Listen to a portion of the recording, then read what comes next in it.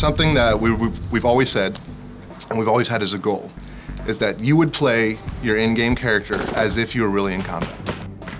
To date, I don't think there's really been a successful video game that representation, I should say, of what close quarters combat is like.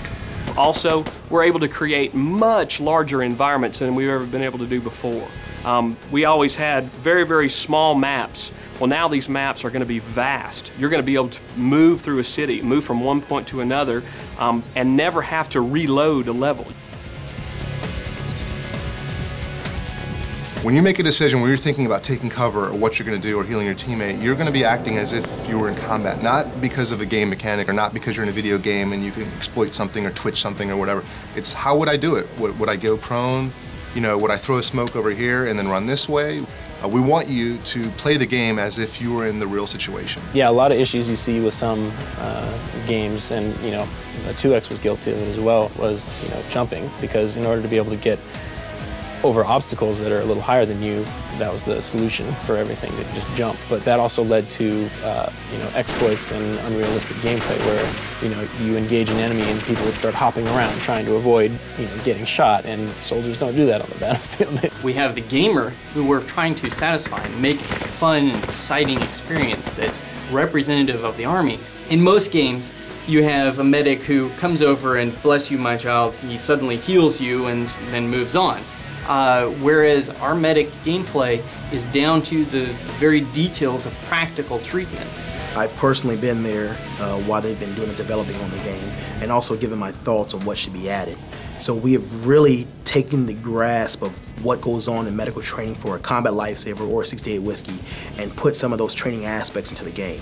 This is as real as it gets. This is the real thing. It's nothing simulated. It's exactly what we do in training as a CLS or as a medic. In most games you see the character reach to an amorphous place somewhere on the body and then the mag comes out of nowhere and slap it up. We've actually gone in and made a much higher detail version of that. I can see myself pull out my clip from my pal's vest, put it into my weapon. This is high realism at its best in a video game. The ballistic simulations in the game are very accurate. The data that we've acquired is real-world data, and not to mention the experience from the designers, actually firing the weapon systems, and the SMEs telling us how it should be. This game has a level of authenticity that's brought to it by our subject matter experts. An SME is a subject matter expert. We have access to active duty soldiers who are still going on deployments, and they are in the living, breathing Army, and they know what's the most up-to-date information. Being portrayed in the game is very overwhelming. Of course, a law to be nominated to be a part of the Real Heroes program is a very, very great honor. It's great to tell not just my story, but the story of the guys I served with and the story of the U.S. Army. My interaction with the SMEs when they come here is basically I just soak up every little detail I can get from them.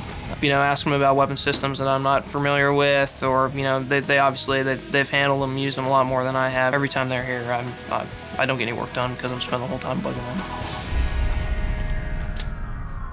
Okay, let's get another take on that. We're rolling. The sound in America's Army 3 is authentic. Outstanding! That's the kind of effort I'm looking for. If it's anything that deals with Army equipment, we get the real stuff. Having a sound booth and having a wide variety of gear that we can take out into the field for recording allows us to bring in actual drill sergeants, actual soldiers, and we can go out into the field to a range, set up mics, and record real weapon sounds. Actions being pulled, magazines being inserted and removed, explosions. We've gone out to the Picatinny Arsenal and recorded the M320, which nobody has at this point. The Army's just beginning to field it. If you had access to one, you'd know that's how it really sounds. I want 110%. Huh? Go, go, go!